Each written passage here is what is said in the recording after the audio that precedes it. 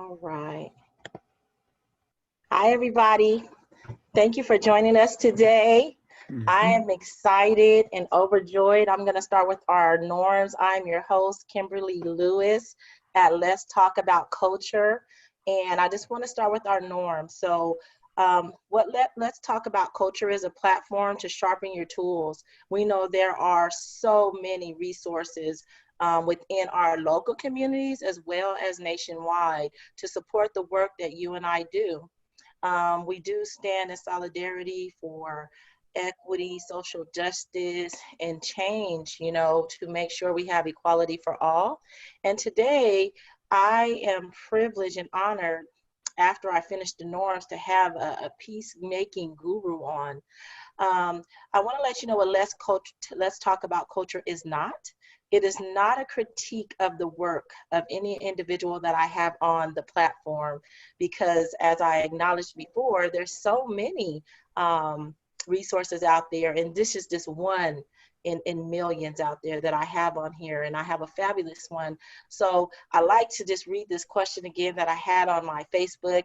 Have you ever wondered how to resolve conflict when it includes a cultural dynamic? So I am honored to have our featured guest, Dr. Larry Dunn, and he is going to share a little more about himself and reflect with us on that question this evening. Welcome, and we are honored for your time, Dr. Larry Dunn. Well, thanks so much, Kimberly. It's really great to be here as your guest. It's really my honor, my privilege to be a part of this great group here that you've gathered together. So thank you for inviting me.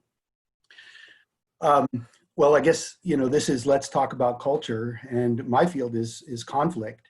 And I'm going to try to say a little bit of something about both of those things. And I'm starting first with conflict and give you some sense for the way I think about it.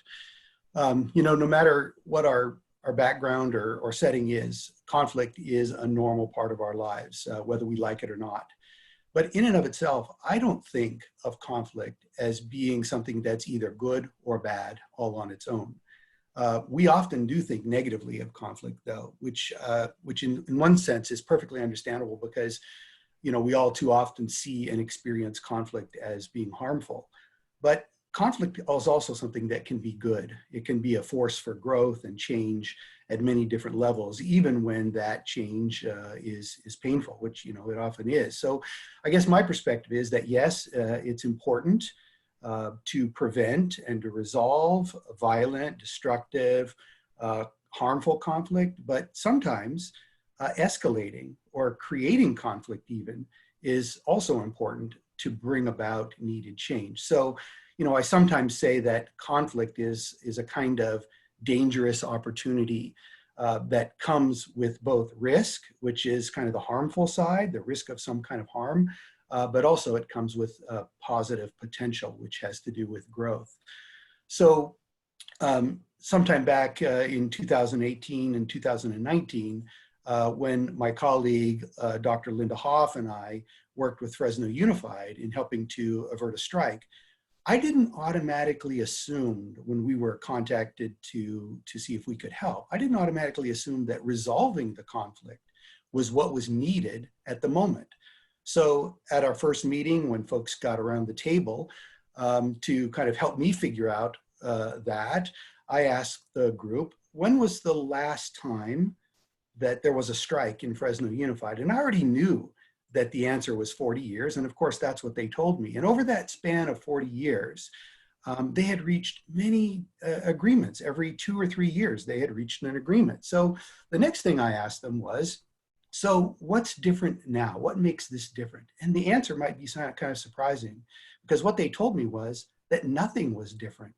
And in fact, that seemed to be a large part of the problem, because in spite of the success they had had over these 40 years at reaching agreements, there was nothing really new this time that was contributing to the conflict. In fact, the same thing that had contributed to the difficulty that they had had over many, many years was the thing that was causing them the trouble this time. So these deeper issues of trust and equity and inclusion in processes were the kinds of things that, even though they had reached agreements for all these years, had not been dealt with. So I didn't go in assuming right away that what was needed right then was for the conflict to be resolved, if that meant, yet again, not addressing those underlying issues this time around. And sometimes that takes more conflict, not less conflict, even perhaps in the form of a strike, right? Now, to their credit, the district and the teachers were ready to do that hard work that hadn't been done in the past as part of reaching an agreement this time around. So maybe that story and some of what I'd said gives you a little bit of an idea about how I think about conflict, and I'll say maybe a little bit more later. But I also want to say a word about culture as well, and how it's an important part of understanding conflict and how we deal with it at some different kinds of levels. So first, we see the things of culture all around us all the time, right? Like the things like food and dress and celebrations and customs. And these are really important parts of culture. But culture is also, it's more than that. It's about ideas and meaning that we give to words and actions, including how we think about and deal with conflict. I like to say that conflict is cultural behavior, because how we do conflict isn't somehow different than how we do culture. It actually follows the patterns of our culture. So for instance, I might say something to someone that I think is friendly or respectful, but that might be seen by them as maybe even insulting or offensive.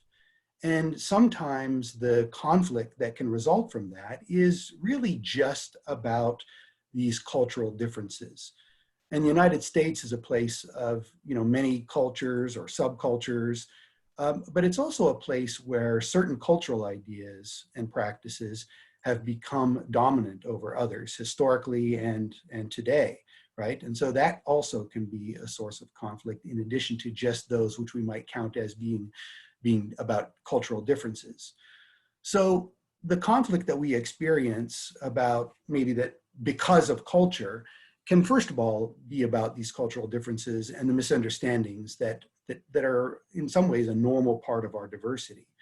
And to overcome that, we try to become more aware of and more understanding of both ourselves and other people as a way of preventing those differences and preventing the conflict that can come from that.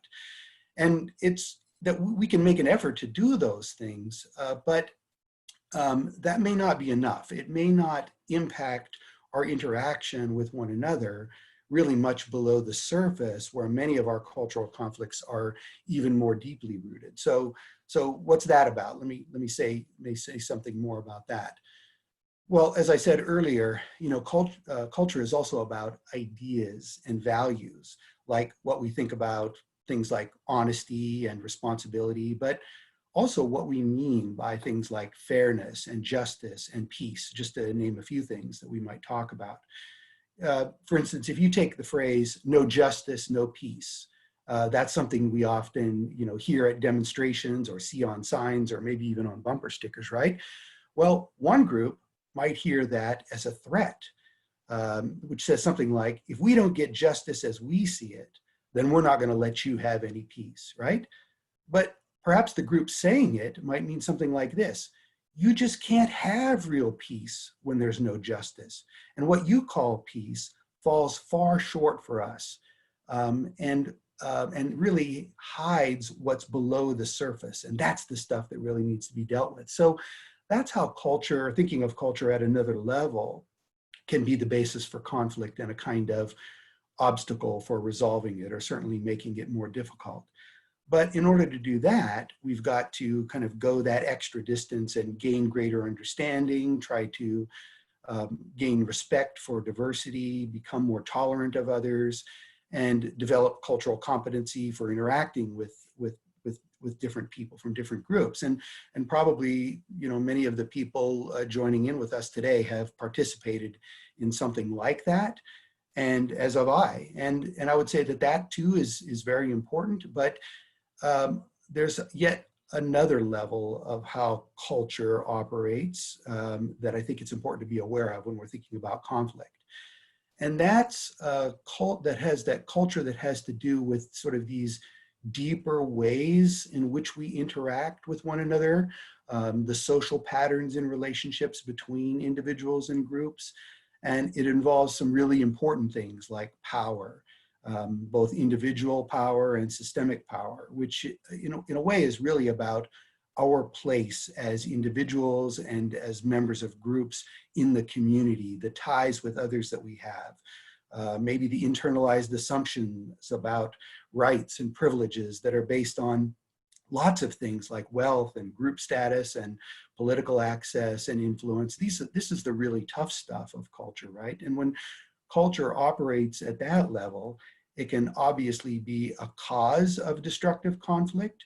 But on the other hand, it can also be something that leads people to decide to use conflict, to escalate or create conflict, to bring about important change where there is imbalance in some of those kinds of things.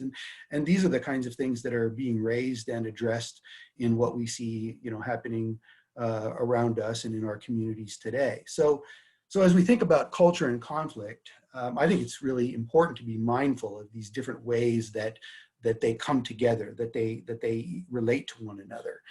Sometimes conflict as a part of culture, sometimes conflict is just about cultural differences.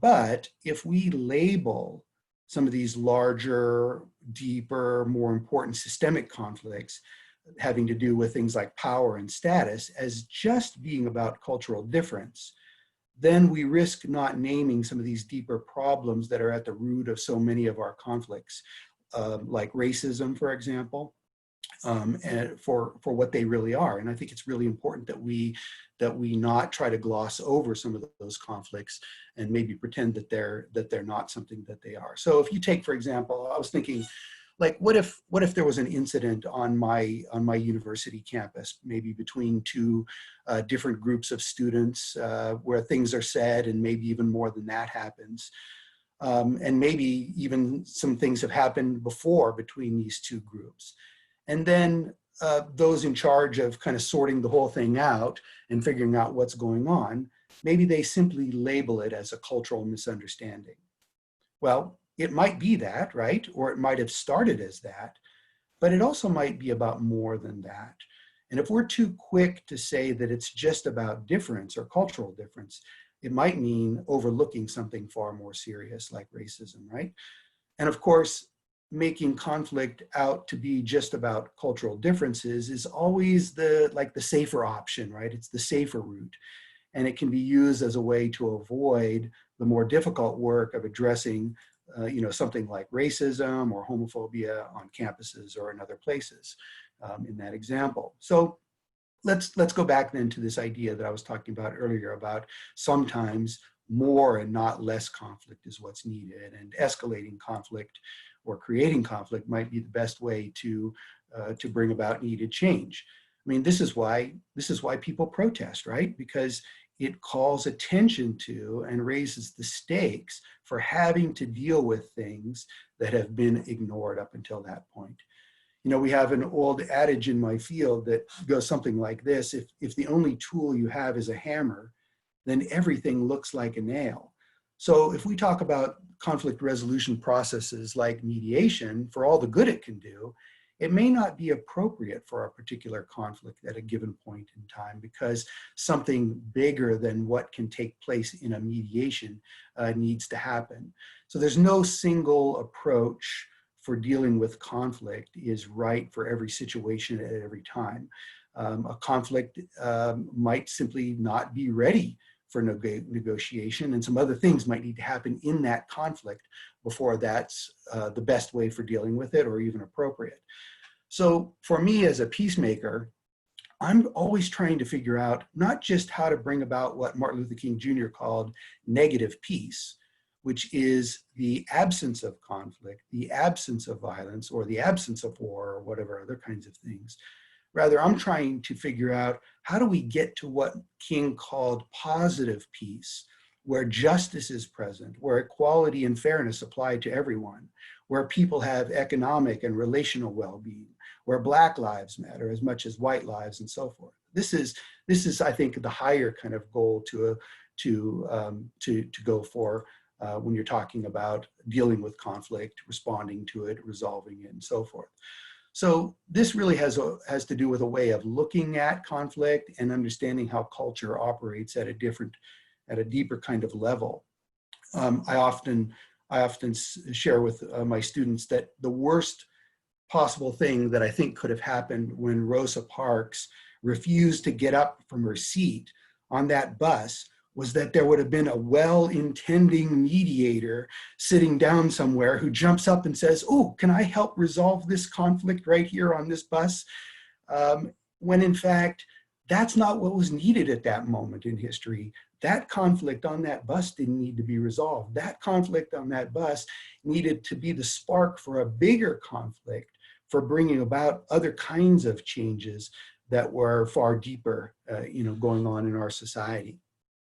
So that kind of brings me to the last thing I wanted to talk about, which I guess is kind of the question of this session, which is how do we go about resolving conflict when it includes a cultural dynamic? And I'm going to maybe suggest a couple of possibilities here.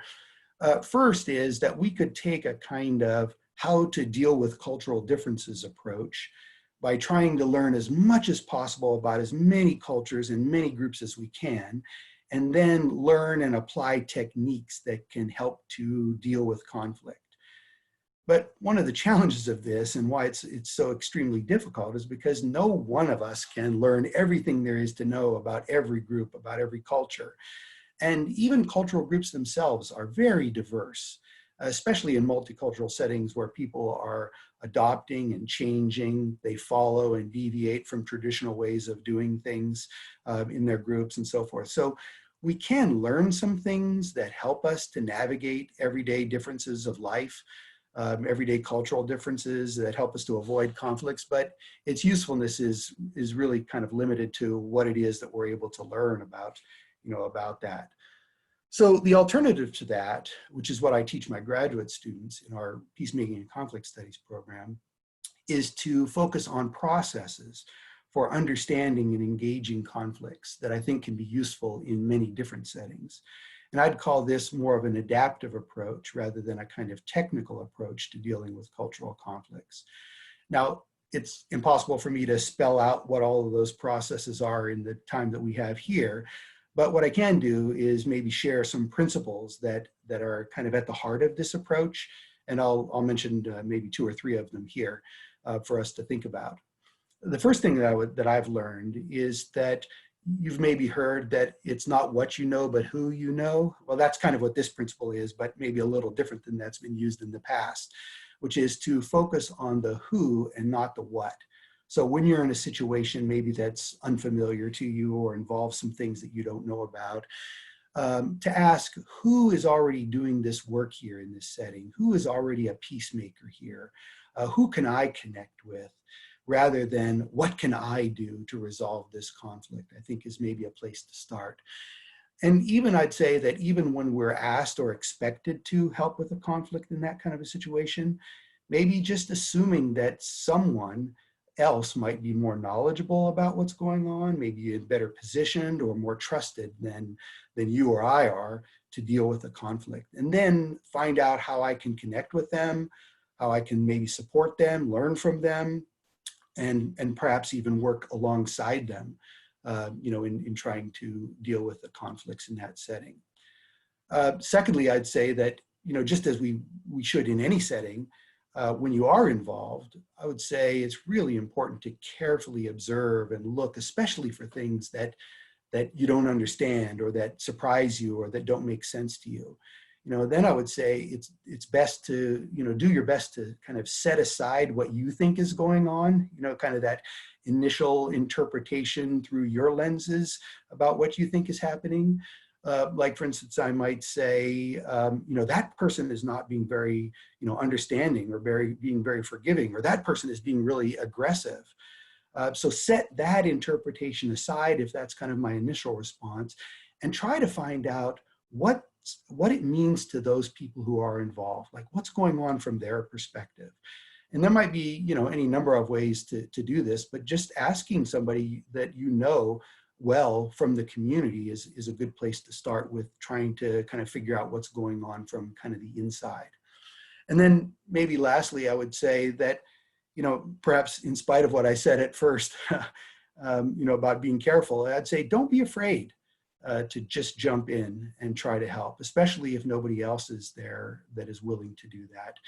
I think it's important to think about culture as something to learn from and not be intimidated by. You don't need to be an expert with a PhD to be helpful in the situation. I'd venture to guess that everybody here who's joined us today has some pretty good experiencing in dealing with conflict, and we could probably hear a lot of good stories, and perhaps many of them would be about having something to do with culture or cross-cultural settings. So there's a place for caution and sensitivity about cultural dynamics, but we shouldn't be use those as a kind of an excuse for inaction, especially where real harm is maybe being done in a situation. And I'd say it's really important for us to remember that, all people want to be respected. All people want to be treated with dignity and understanding. Everybody wants an opportunity to tell their story and be heard. And those are kind of universal things that anybody can do. And so jumping in and creating an opportunity for that is possible and important. So I'll just finish there, and I look forward to hearing about some of the ideas that other might have. So thanks for listening in this little bit. Thank you very much, Dr. Larry Dunn. Yes, this is impactful because many of you may or may not know that this is a front load to the book we're going to read, which is Reconcile. So right now we're going to pause for Q&A, and then I'm going to talk a little bit about Reconcile, and then we have another special guest. So we want to give you the opportunity, and part of the reason for the platform is how often do you get to speak with an expert or a specialist in the area? And when you're doing the work of conflict or peacemaking, or teaching people about different cultures or dealing with different situations on your job, how often you get to talk to an expert or specialist yourself. So if you have those questions right now, the floor is open. You can unmute yourself, and or this was our other option. Put your questions in the chat. We're going to give you a minute to put your questions in the chat, and then I will share them out and Larry will answer them. So we're going to take 1 minute. Any questions you have to think about? Kimberly, I'm just going to jump in and say I recognize a lot of these folks, and I know there's a lot of really good expertise out there. These people know what they're doing out in the community. Okay. So there's a lot of resources right here. So let's share out. So if you don't have a question, share out what you do and who you are. And if you do have a question, and if you feel comfortable, you can say it or put it in the chat. You have two options. So we have this, we have 10 minutes of Q&A right now. Don't be shy.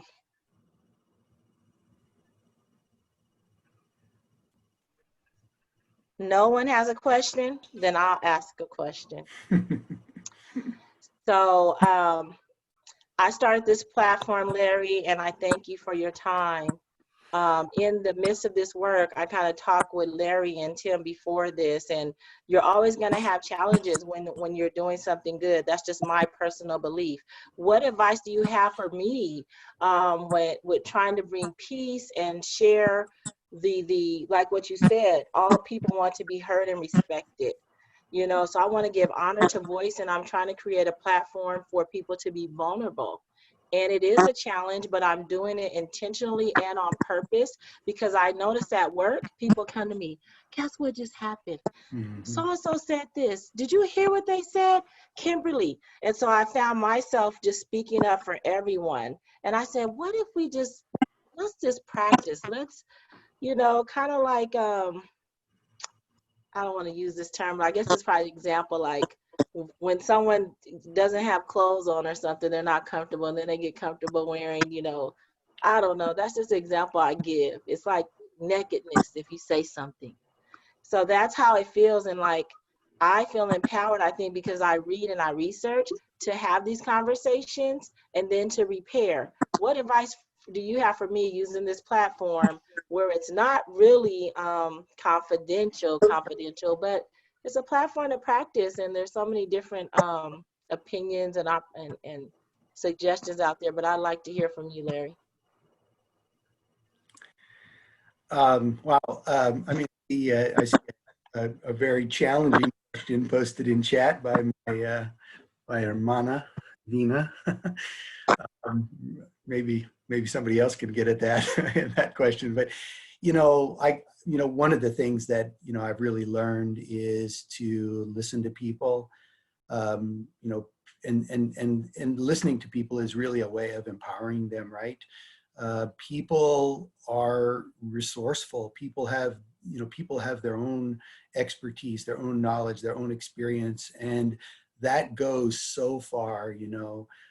Probably any one of the persons here could probably be far better equipped to deal with some kind of a conflict in their own setting than I would be, coming in from the outside or whatever. And that's because of what these people know, the experience that they already have. And so, hey, when I listen, I learn, and there's a lot of good experience to learn from. I would just love it if people would unmute and tell us about some of the insights that they have from their own experience. I have a question or an experience. Can you hear me? Yes. Okay. Today, my question or experience is, what about conflict fatigue? I'm tired of dealing with conflict. I teach, and so I'm not working right now. I'm at home a lot, and I'm on social media. And the groups are constantly in conflict, and a lot of it. But today, a really good friend said something that was so offensive, and it wasn't that it was offensive, it was obnoxious. And I think when you have different cultures or different groups or different ideas who don't know each other's experiences, to belittle one is disrespectful. And so the conflict is because everybody be heard and everyone's experience has value, and it's like they want, well, don't forget about my experience, and this is belittle each other, and I'm exhausted. And I think about returning to work and working with coworkers that I know are not professional in their approach of topics that are sensitive. And I'm thinking now, I just know some people right off the top of my head that I don't want them to answer any students' questions about what's going on today. And so I am exhausted with it, and it's making me, for 2 days, I couldn't even, it hits you before you even get out of the bed because there's so much going on. And I'm not just talking about the Black Lives Matter and all of that political stuff, just everything. I have conflict fatigue. How do you combat that? That is such a great insight. I mean, just the idea, I love the word, I love the phrase conflict fatigue, right? And when you were talking about that, like everybody who I can see here was nodding. They get that, they understand that. You're right on about that. Let's see, I was thinking about two things. One is, I think one of the reasons why we have conflict fatigue is because we have way too much conflict about two things that are not important. I mean, we just are raising everything to the level of conflict that there's just no reason for it. And it's exhausting, right? So you're absolutely right about that. The other thing I was thinking about is that, and maybe this does refer a bit more directly to things like, Black Lives Matter and racism, which is that the people who experience the most conflict fatigue are the ones who have the constant burden of having to deal with it, having to explain it, having to respond to it, right? And I know that my friends and colleagues of color, this is a huge issue for them. They feel the fatigue of that too.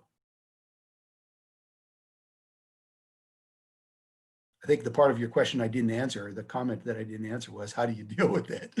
I try to be very, what do we say? Pick your fights. I try to be very discerning about what the kinds of things that I engage in. And I let a lot more things go these days than I used to when I was younger and more foolish.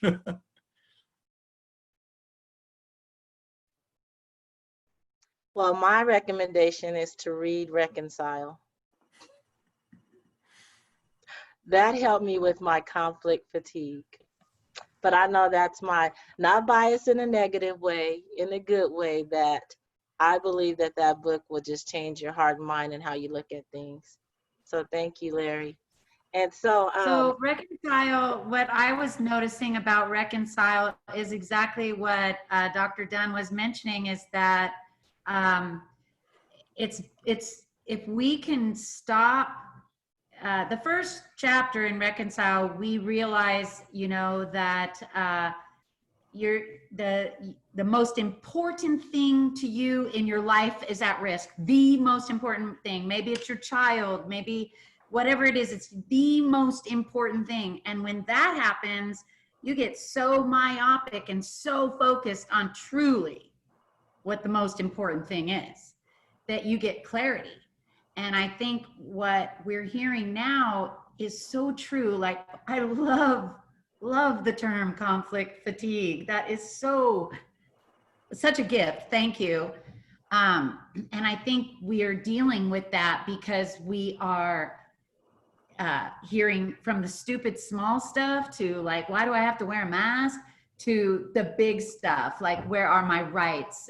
You know, who are we as humans? And that's a very important message, to try to get clarity about what's important and don't engage with the smallest stuff. Right. thank you, Raine. You're my second friend that's already reading ahead. The scholars on here. When you said it would solve all kinds of problems, I had to dive into that because we don't often get solutions. So I'm counting on it. And so far, you're right. You're really right. It applies to so many things. Thank Hey, you. thank Tim Nightingale on here. So if he's not going to unmute himself, I do want Tim to say a couple of words before, if anyone has any, if you don't have any other questions, I want Tim to say a couple of words, and then I will talk a little bit about Reconcile, and we're going to open the door to our special guest. I mean, I'm happy to share. I did see a question here in the chat that I thought was really good from Laura. Yeah, Dina's Thank too. you, Tim. Is it worth taking a couple of minutes to respond to those questions, Kimberly? Absolutely, and I overlooked them. I'm sorry, everybody. I'm gonna do Dina's question an injustice by just talking about it real quickly. I don't know. I don't know if I would dare answer what is the most difficult group, but I would say that, you know, one of the things that makes it difficult to deal with groups and cultural conflicts is that when our very sense of who we are gets caught up in the conflict, right? Our identities. And our culture is such a big part of that, right? And I'm just going to pick on one group, which is a group that I belong to, but let's take church folks, right? I mean, the thing is that I think the reason why church people have such huge conflicts is because they care so much about them, and all of the things about who they are, their identities, their values, their beliefs, get caught up in those conflicts, right? And so all that does is makes those conflicts even that much more difficult and challenging to deal with. So I kind of skirted around that question a little bit, but just to give you one idea. What's the other question? It says, I think most people feel that conflict is a negative and something to be avoided. So how do we help with changing this perspective within a school setting in which we are trying to build positive relationships with staff, students, parents, families, site leaders, etc.? Yeah, super. That's a really challenging question, a really difficult question, because I'm going to use the word culture in a different way, right? But because it has to do with like the culture of an organization or an institution, right? And one of the things that I see pretty regular is that avoidance of conflict is a part of the culture. And so, I mean, a real simple answer is just do it differently yourself. Just show that you respond to conflict differently than other people do, that you engage people who maybe are trying to, you know, pull you into a conflict differently. Just kind of change the rules in a sense.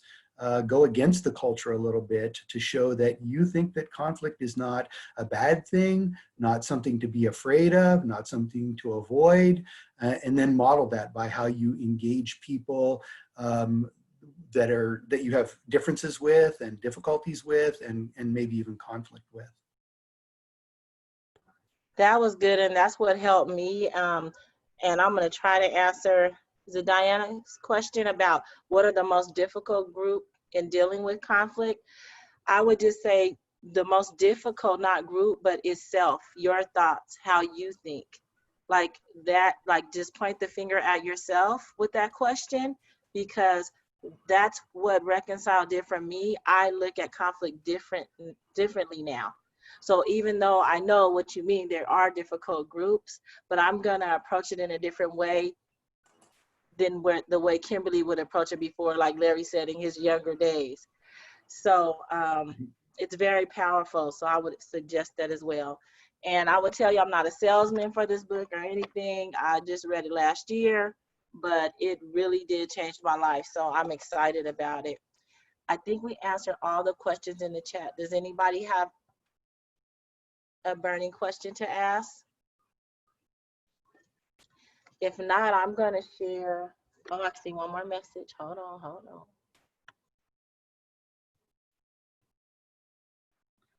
How did you learn about the book?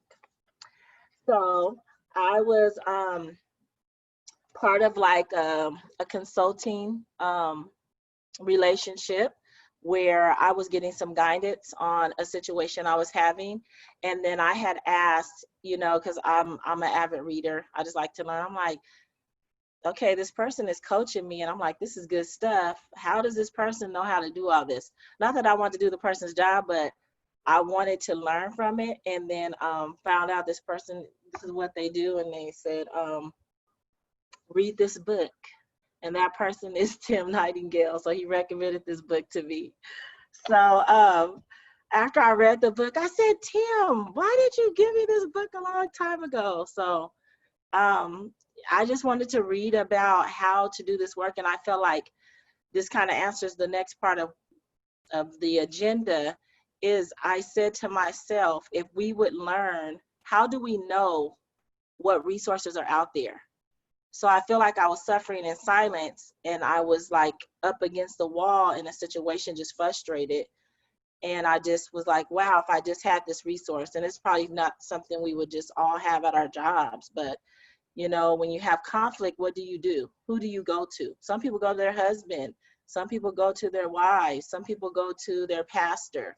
You know what I mean? But this was a tool that I feel that's universal, that I can use in so many settings. I'm in a sorority. The person with the famous word conflict fatigue, that's my sorority sister, my San. So we went to college together.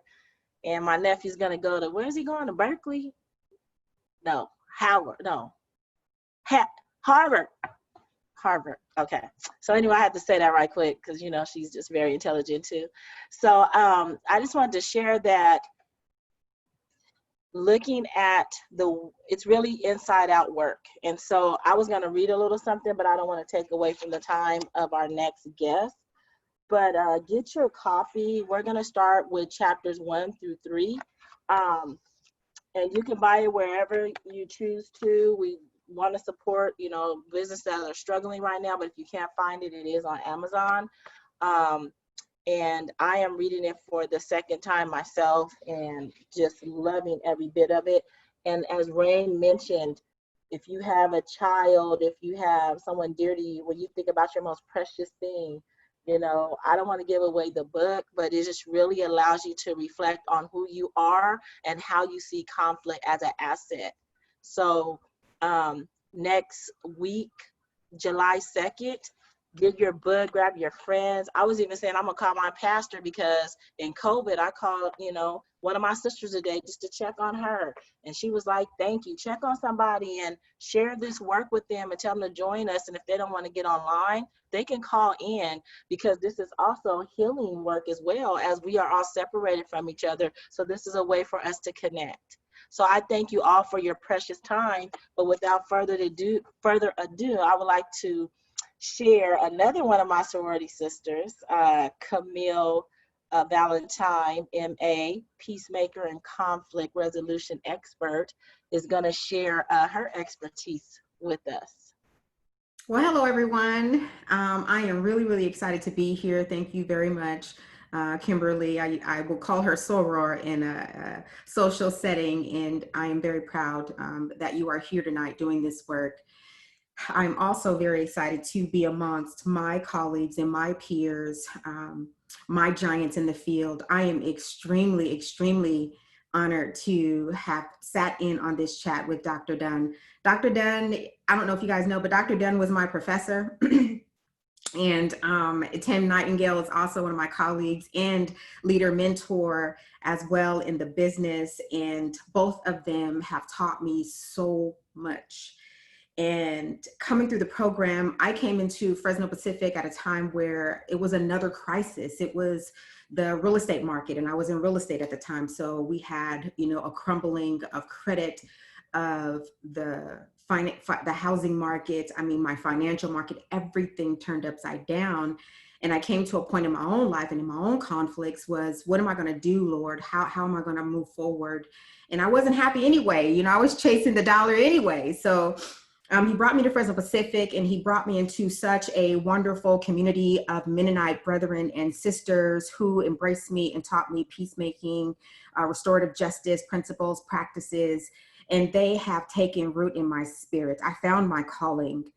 And I went on to do amazing work in the community with the courts. I started off with VORP, the Victim Offender Reconciliation Program.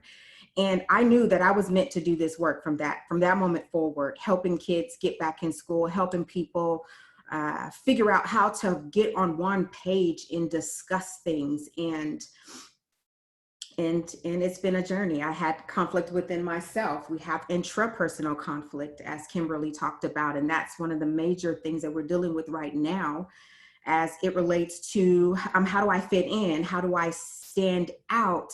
How do I be an individual and still be a supporter? So there's a lot of different emotions that's attached to that. And we see that there's injustices going on. I've seen it, and I, for some reason, felt as though I could get more education. I could outrun social justice injustices. I could, be a peacemaker and bring peace together, and God will bless me and I will avoid having to deal with so much of this conflict, but it's unavoidable. It's one of those things that it comes in our lives and it grips you by your gut and it slams you all around until you deal with it. And so now we're at a point in time in our history where all of this is coming to a head. And yes, we do have conflict fatigue. Yes, there is hope, but we do have some work to do.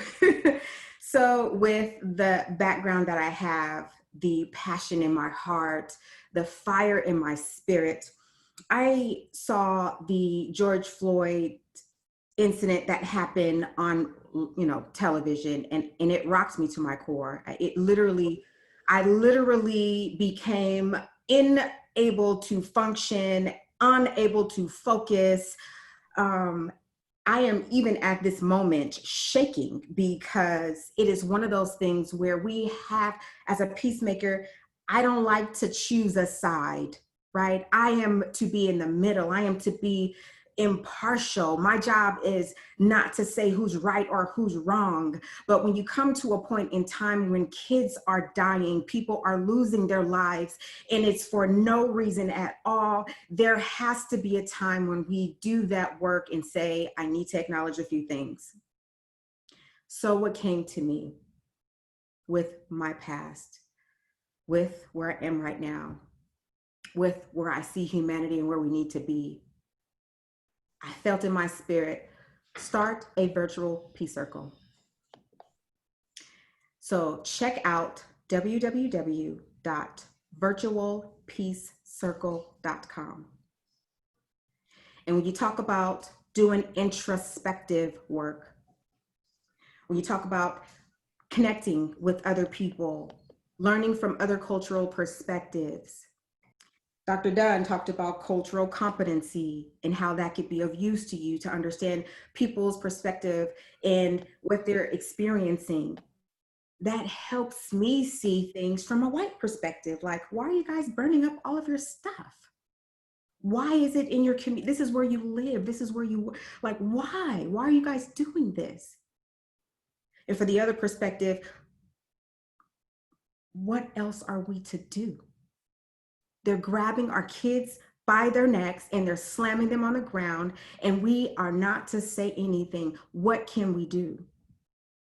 So this is a space to face your fears, challenge yourself, everything you know, and bring that to a peace circle that is founded by Native Americans.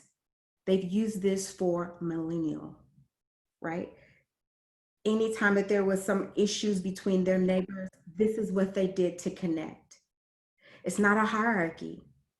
It's a way to be on one accord, on the same level, respecting everyone's voice, understanding everyone's experiences as a valid experience, being able to listen.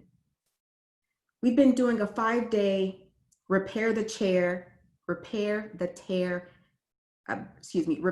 racial tear challenge. I actually revamped the title several times, trying to be as clear as possible.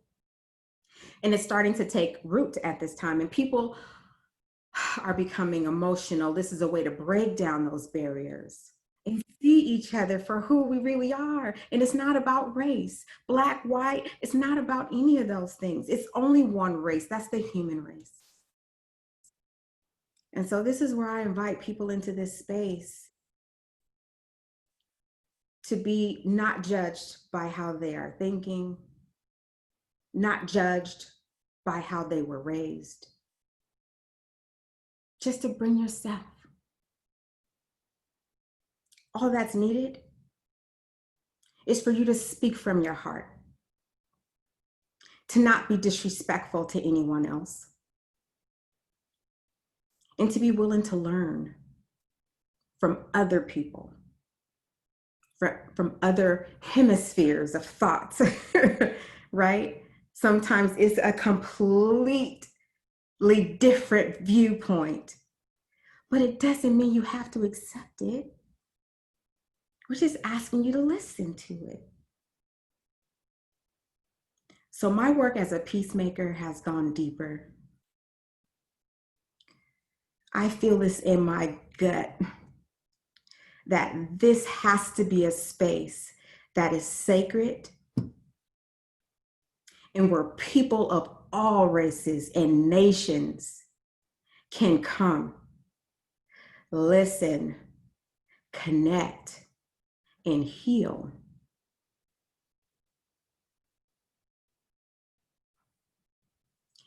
That is who I am, Camille Valentine. I'm a peacemaker. I am very, very privileged to share this with all of you beautiful and courageous souls. I invite you to invite me to your social groups. You might have a private group that you feel you could be more safe amongst a smaller group, a smaller dynamic, and not be so open.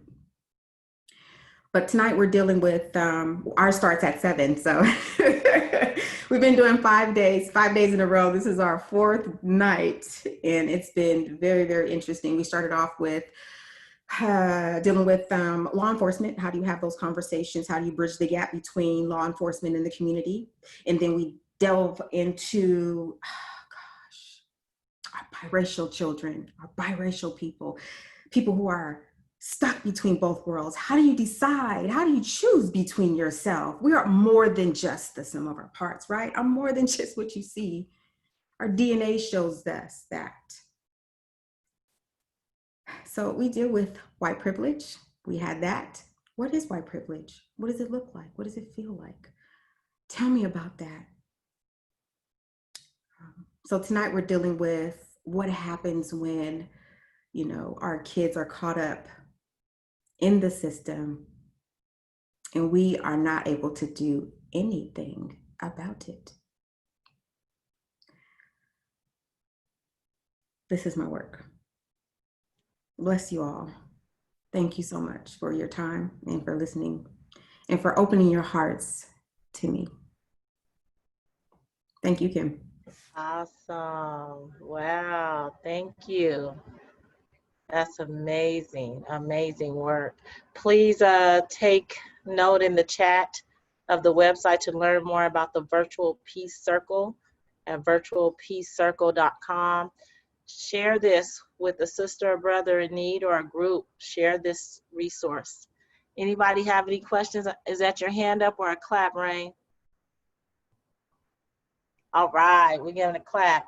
Thank you, Camille Valentine, future Dr. Valentine. It's our time. It always goes so fast. In closing, I want to share again, get your book, get your book, get your book. Reconcile. I have it all over my Facebook page. Anyone who needs the resource, my platform, everything is free on there. Resources that other people offer are not free, but my resources are free. Tell a friend, send a friend to my page, Kimberly Lena 2020, or just Google Let's Talk Culture, not Google, search it on Facebook. And it's every Thursday. So Thursday at 5:30 we will start. We'll have an agenda for you, our timeline for the book study. We're excited. There's going to be some breakout rooms. So if you got your book and you've looked at, I think it's chapter 6, we're going to actually practice. So I'm excited about what we have for you next week. So tell a friend, bring one, bring all. It is open. Your church group, your Bible study group, whoever you know in need, anybody at home that's lonely right now that needs a connection, share this with them, okay? I want to thank Dr. Larry Dunn for his time. It was so great to meet you. You are amazing. Thank you, Tim, for the connection. And I want to thank everyone who took their precious time. You could have been watching a soap opera with your kids, or I was going to say playing with your dog. I'm a dog lover, so I'm sorry. But you chose to be on Let's Talk Culture with me.